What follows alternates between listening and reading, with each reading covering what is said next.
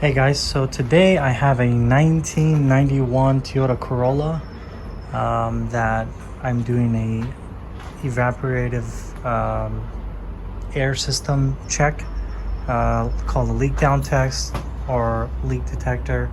So I'm using the Matco tool over here to figure this out.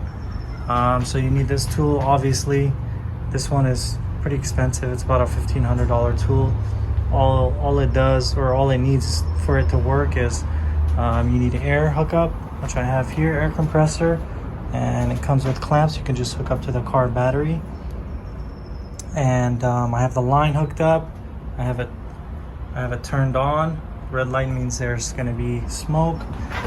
I have a hose that I've picked that goes straight back to the gas tank, and I also have the air intake box removed, and I blocked the main hose to prevent any extra leaks, just to figure out where our leak is going to come from.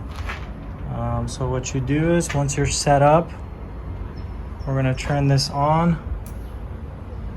I'm going to watch the pressure build. And now that that's on, what I'm going to do is I'm going to open the gas cap, because there's probably pressure in here.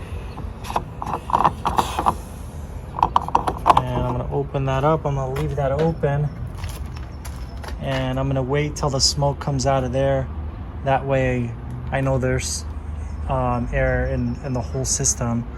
And I'll put the cap back on, and then you just look for the smoke, and you know that's where your leak will be coming from. So I mean, on these older cars, these hoses get really brittle, and they're just vacuum lines. Just over time, with age, they tend to crack.